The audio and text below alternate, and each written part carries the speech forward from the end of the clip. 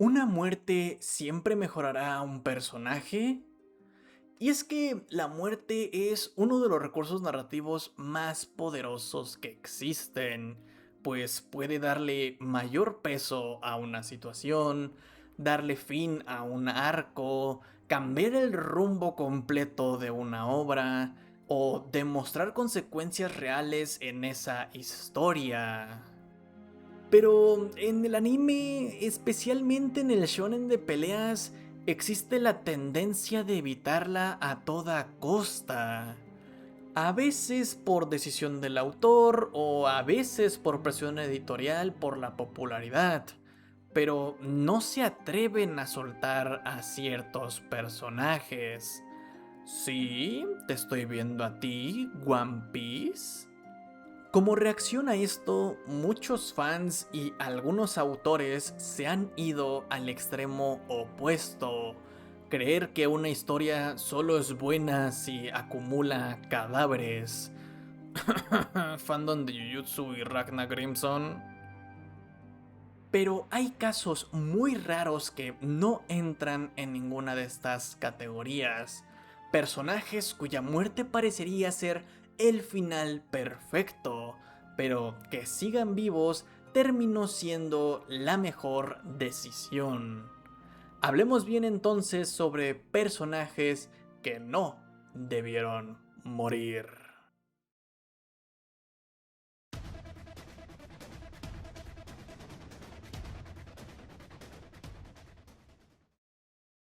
En el transcurso del anime de Shingeki, Levi sobrevivió a situaciones que habrían matado a cualquier otro personaje. Es fácil entender por qué muchos piensan que lo mejor es que hubiera muerto en algún punto de la obra. El primer momento ideal fue tras la explosión de la lanza relámpago para intentar matar a Zeke. Como le dijo Kenny años atrás, todos somos esclavos de algo. Y Levi, después de la batalla de Shinganshina, era esclavo de su promesa a Erwin. Si hubiera pasado esto, habría sido muy trágico.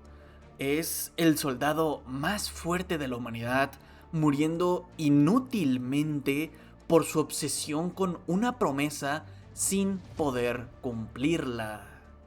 Si no era ahí, el segundo momento era precisamente después de matar a Zeke. Parecería el good ending. Cumple su promesa, hace el saludo a la legión y finalmente ve el fruto del esfuerzo de todos sus compañeros a través de los años. El problema es que ambas opciones reducen a Levi a una sola cosa, su promesa, y él nunca fue solo eso. Levi es, sobre todo, un hombre condenado a sobrevivir. Vio morir a su madre, a sus amigos cuando era cadete, a su escuadrón a manos de Annie, a Erwin, a Hanji y a cientos de soldados de la Legión. Si hubiera muerto en estos o algún otro punto de la obra, ese peso se habría ido con él, porque Levi no vive para dar peleas épicas, vive para recordar. Como dijo Erwin en su discurso a los reclutas, los vivos tienen la responsabilidad de darle sentido al sacrificio de los muertos. Y Levi carga con esa responsabilidad más que nadie. Por eso sigue usando la capa de la Legión incluso cuando el uniforme cambia, porque ese es su símbolo. Al final de la batalla del cielo y la tierra queda destruido físicamente. Ya no es el soldado más fuerte de la humanidad.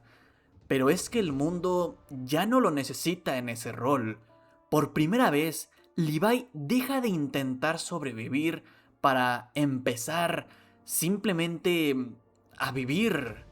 Y así lo hace, siendo fiel a los valores de la Legión. Sigue en primera línea, ya no como un soldado, sino como alguien que ayuda a reconstruir el mundo que tantos murieron intentando alcanzar. Hola, solo venía a recordar que si te está gustando el video, no olvides de dejar tu me gusta y suscribirte. Y espera un momento, porque si quieres dar un pasito extra y apoyar aún más al canal, me complace compartir que ya está activada la función de miembros, con la que me estarás ayudando directamente. Con ella también recibirás muchas ventajas en este canal. Si te interesa, busca acá abajo el botón unirme, donde tendrás toda la información. Muchas gracias y ahora sí, seguimos con el video.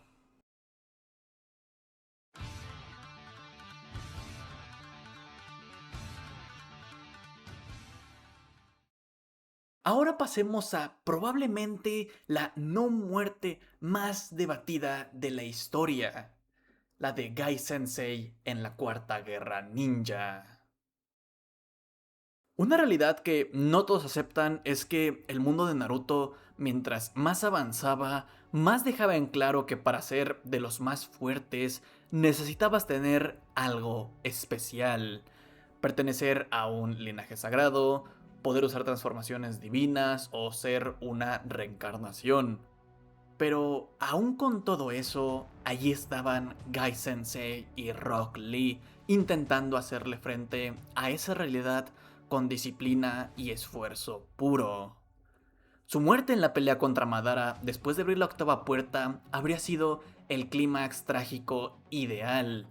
El hombre ordinario llevado más allá de sus límites, ganándose el respeto y siendo reconocido por Madara como el más fuerte de todos. Gai Sensei se habría ido con la satisfacción de haber demostrado que el taijutsu puro podía hacerle frente o ser incluso superior al ninjutsu. Sin embargo, mantenerlo con vida no es el completo error que la mayoría piensa por distintos motivos.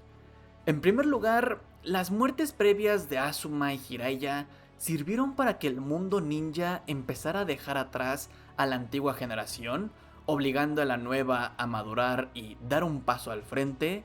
Si Gai Sensei hubiera muerto, habría caído en el mismo saco y no habría sido recordada completamente por su valor individual, sino más como parte de una narrativa mayor que el autor ya había explorado con esos otros maestros.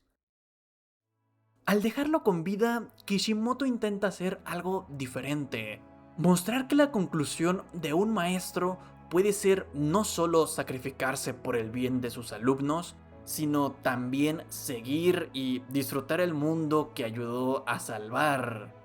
El problema es que en Naruto no se exploró esta faceta, al menos no de inmediato, y por eso su supervivencia se sintió incompleta e inmerecida en su momento.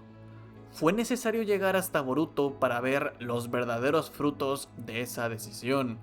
Uno de los pocos aciertos de esta secuela es precisamente regalarnos ese, entre comillas, epílogo y mostrarnos el impacto positivo que tuvo en su entorno. Empezando por Rock Lee, ver a su maestro sobrevivir y seguir sonriendo es la mejor lección posible. Al no tener que cargar con el peso traumático de una muerte abrupta ni apresurarse a llenar un vacío con culpa, Lee puede heredar el legado de manera más orgánica y saludable, sabiendo que su modelo a seguir sigue ahí para respaldarlo. Además, las secuelas de su pelea ponen a prueba la filosofía del mismo Gai Sensei, quien decía que la juventud no era solo cuestión de plenitud física, sino del espíritu.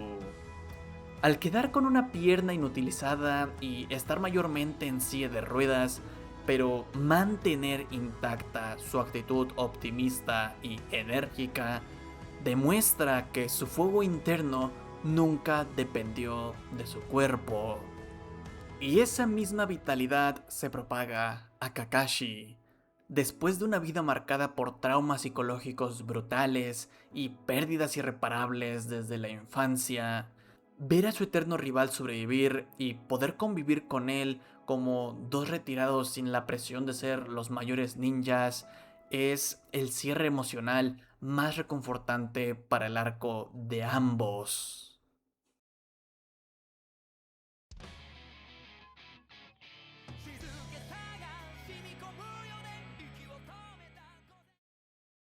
Y dejando para el final el que personalmente considero que es el que está mejor hecho de los de esta lista: All Might de My Hero Academia. Desde el primer episodio, su destino parecía marcado. Era el héroe número uno, símbolo de la paz y mentor del protagonista que hereda su poder, pero lleva años viviendo con una enfermedad mortal y la sociedad depende demasiado de su figura. Parecía algo inevitable. El enfrentamiento en camino contra All for One tenía todo para ser su final. El héroe perdiendo ante el gran villano mientras todo el mundo observaba. Deku entendiendo que tenía que dar un paso adelante antes de lo previsto y All Might entregando su último golpe como una despedida definitiva. Cuando sobrevivió, muchos, incluyéndome, pensamos que era el mayor error de la obra. Porque si All Might hubiera muerto en camino, su figura habría alcanzado una nueva altura. Se habría convertido en un mártir, en el símbolo definitivo de esperanza y en una promesa para Deku, para los demás estudiantes y para toda la sociedad. Y dirás, pero todo eso sí que sucedió en realidad. Y sí, porque All Might sí murió en camino.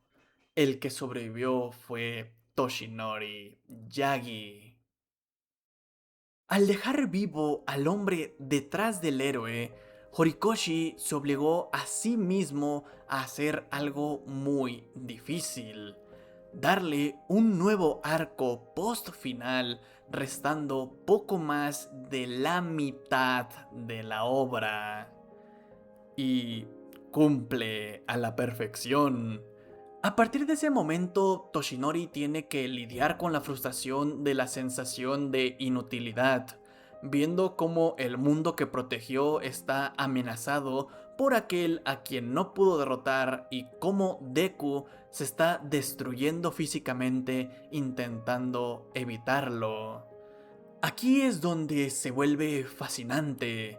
Toshinori ya no puede luchar y tiene que reinventarse como héroe. Entonces toma por completo el rol de mentor. Aconseja, cuida e intenta ayudar con lo poco que puede, conectando con el mensaje principal de My Hero Academia. Ser un héroe no depende de tener un quirk fuerte o de ganar peleas, sino del deseo y valentía de ayudar a otros cuando están en situaciones de peligro. Y al final del anime se cierra un círculo muy bello con Deku, porque durante todo el anime se esforzó por seguir los pasos de All Might.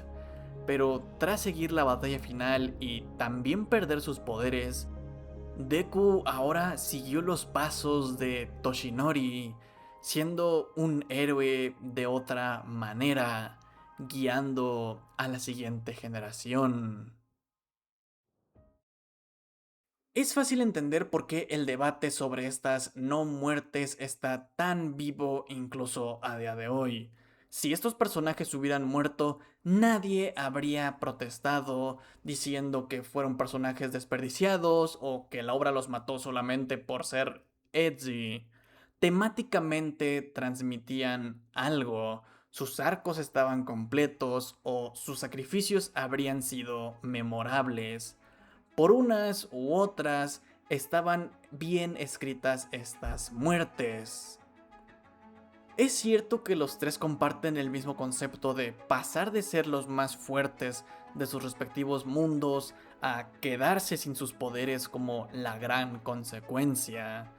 Pero la gran diferencia entre estos con los típicos personajes que no mueren solo por complacer al fandom o por miedo o capricho del autor es que sus autores no los olvidaron y trabajaron en ellos después de ese último gran momento, explorando qué pasa con el guerrero cuando ya no puede pelear, qué pasa con el maestro cuando su alumno ya lo supera, teniendo que aprender a vivir sin esa fuerza y sin la obligación de ser el protector que siempre debía estar en la primera línea de la batalla. Pero bueno, ¿tú qué opinas? ¿Crees que debieron haber muerto o que no? Ambas respuestas son aceptadas siempre partiendo desde el respeto. ¿Y crees que hay algún otro personaje que podría entrar en esta lista? Eso sería todo por mi parte. Nos vemos en la próxima. Adiós.